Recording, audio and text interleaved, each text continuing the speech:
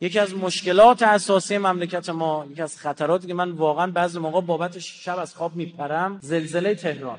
ژاپنی‌ها اومدن بررسی کردن هر 180 سال تهران یه زلزله 7 ریشتری داشته. الان 30 سال از اون 180 ساله گذشته. چقدر دیگه خدا براتون مایه بذاره. میدونید زلزله هرچی دیرتر بیاد قوی‌تر میشه. یک کوچه است 8 متر، دو طرفش ساختمون 15 متر. اینا قراره بریزه رو هم. ساختمونو صدی محکم ساختیم. پایه تهران سسته. بس که فاضلاب فرستادن. یعنی یکی از اولویت‌های ما باید انتقال پایتخت باشه. مملکت سقوط میکنه.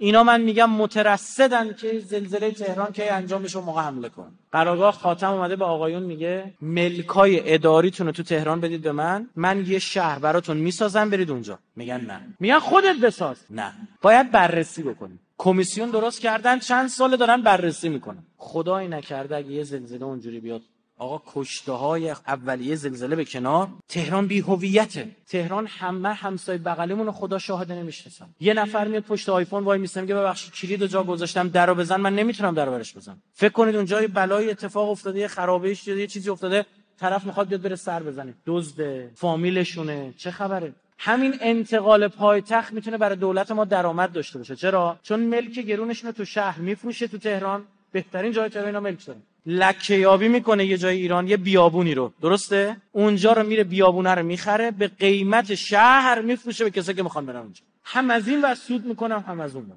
مگه پاکستان پایتخت انتقال نداد؟ مگه مالزین انتقال نداد؟ بعضی از اینا درآمد هم داشتن با این کار. اصلا به فرض درآمد هم نداشت. شما چه شغلی ایجاب میکنه؟